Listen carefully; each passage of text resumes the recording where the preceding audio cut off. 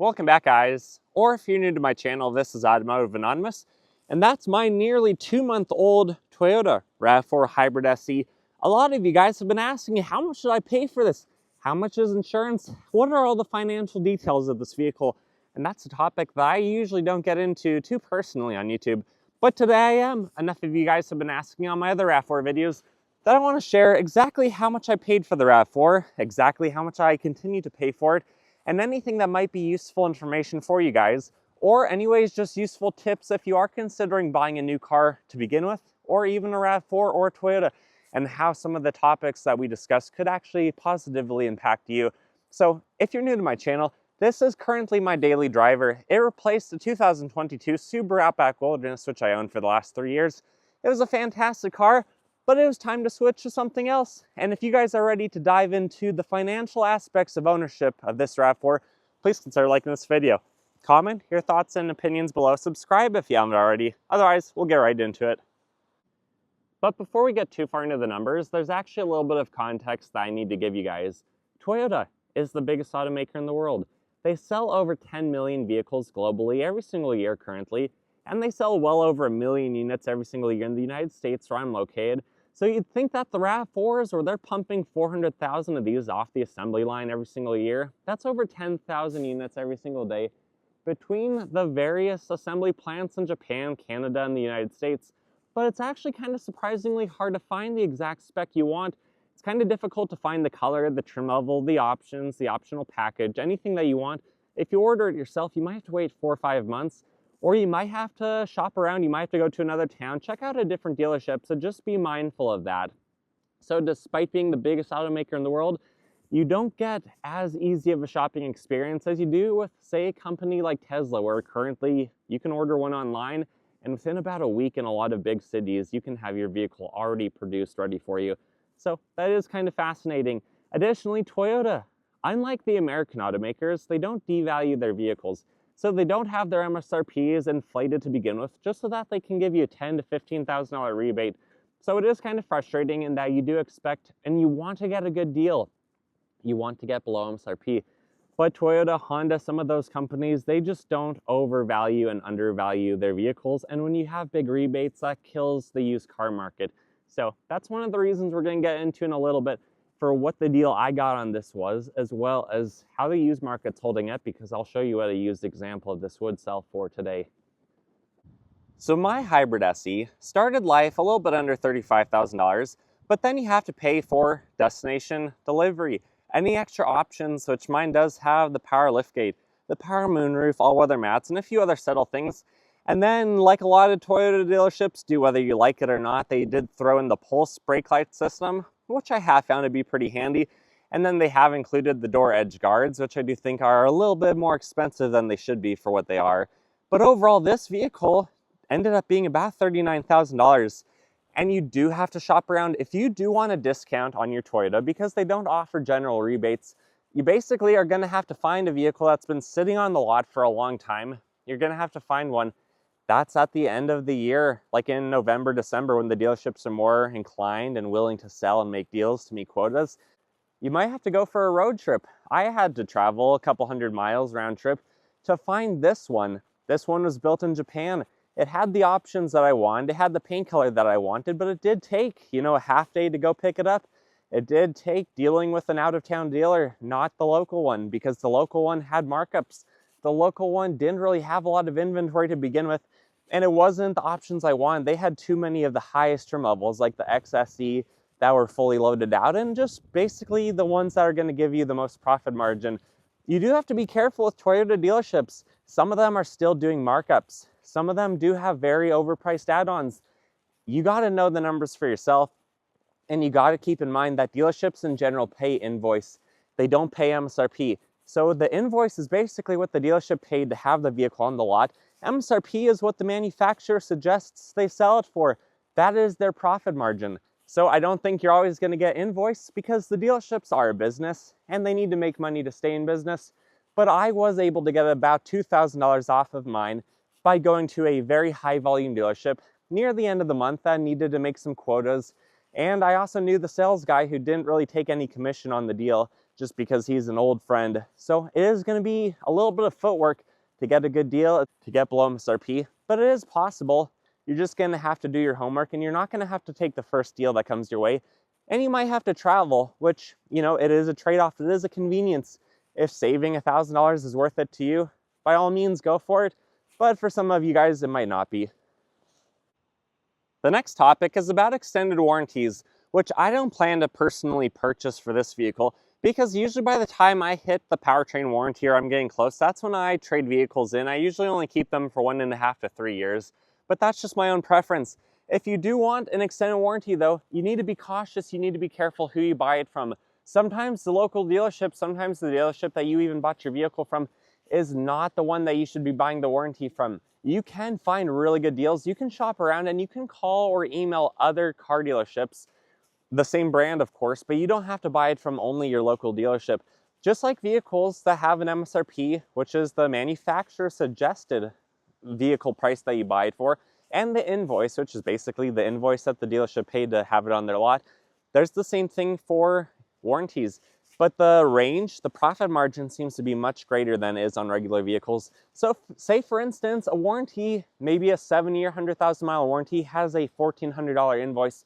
The MSRP suggestion might be $2,400.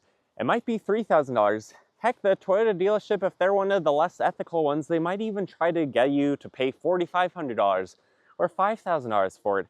But then there are some warranty managers at high volume dealerships that you can find online. You can find their information. There's a lot of highly recommended people, and they might sell the same warranty for $100 over invoice. You know, it might take them 20 minutes of their time. They make $100, and that's a pretty good deal. So don't take a warranty. If it sounds like a bad deal, it probably is. And you should shop around, because you will be surprised when you come across a good deal, just how good it actually sounds and how good it really is. But not all the dealerships are going to offer that, and a lot of them might be a little bit pushy to try to get you to buy theirs. So hold your ground and shop around, and again, be an informed buyer. The only modifications that this vehicle has had so far done to it, which will probably be the only ones for the time frame that I keep this vehicle for, is the window tint on the front. The factory rear windows are probably around 20 or 25%. My front windows are 35%. Tint's going to vary depending on the quality of the film. This is really good color stable 3M. It's probably like a $160 job, I would assume. But every tint shop is going to be a little bit different, and depending on your geographical location. And then I have Geolandar Yokohama all-terrain tires, which were about $1,000 after a pretty hefty discount that I got. So other than that, other than losing a few mpg, maybe getting about 3 mpg worse than it was getting before, or, you know, 7-8% worse than this hybrid was getting before, it's been pretty affordable to drive so far. My insurance did jump up from the Subaru Outback. It went from, I think, $68 a month for this vehicle to $91. I do actually pay a little bit more, but that's for extra insurance for all of the vehicles that I drive that I do not own. But this being a brand new vehicle, it's about $91 a month, which I wish it was lower, but I know that's a lot lower than most people pay. And part of that is because I've never had an accident that I've caused. There's a few other things on the policy, and so insurance again is going to vary quite a bit depending on where you're at. This does have a 14.5-gallon gas tank. Gas in my area for 87 octane regular or mid-grade is about $3 a gallon right now. So it costs about $45 to fill it up. And if I'm driving interstate speed, getting about 32 miles per gallon, I'm probably going to get about 400 miles of range. So it might be about 12 cents per mile to drive just for fuel. If I'm driving it strictly around town or at highway speed or low highway speed, like 55 to 60 miles an hour, I might be getting up to about 40 miles per gallon. So at that point, you're getting, you know, more than 1 mile of drive time for less than 10 cents. So I think owning and operating this vehicle is pretty economical, or at least it can be. So when I bought this one, I traded in my paid off Subaru Outback Wilderness. It was about 3 years old. It was a 2022 model, and I got $26,000 for it. And by trading it into the same dealership, I was able to save about $1,560 of tax. So that was fantastic. So then I was just able to write a check for the difference, about $12,000, to then just own this vehicle outright. It did take just less than a month for the title to come in the mail. So that seems to be about pretty much average. When I pay off a vehicle, it takes about a month for it to come. And honestly, guys, I watch too much Dave Ramsey, so I wasn't going to finance a vehicle, especially a daily driver. So I can't really speak to interest rates other than from what I see online, what I hear at the dealerships. It seems like new cars are anywhere from 3 to 8%, and used cars are basically anywhere from 8 to 13%. So you are really going to be paying a lot of money if you do have to finance a car, which I know is the majority of Americans, unfortunately. My recommendation is drive something safe, but drive something that you can afford and drive something that's not going to be financially stressful for you. Because not having a car payment, having the title and you're safe at home or wherever you decide to keep it is a really good feeling. And it's just nice to have the pride of knowing that you own your vehicle outright. But if you do have to pay interest, I guess at least having that on a Toyota is nice because you're not going to be paying nearly as much depreciation as you would on a lot of other vehicles. I couldn't find a 3 or 4 year old example of this trim level exactly spec the same way when I was looking at KBB. But looking at it, if I paid around $38,000, or I guess I paid less than that, but that's after tax, that's after the dealer dock fees, that's after everything.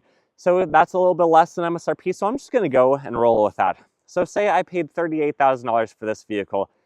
Kelley Blue Book, for about a 3-year-old example, is showing with 36,000 miles that it is still worth about $30,000 if you do a private party deal, or $27,500 at the dealership. So that's really a depreciation of only around $3,000 a year for the first 3 years. The reason I'm using that time frame is because I sold my Outback after 3 years.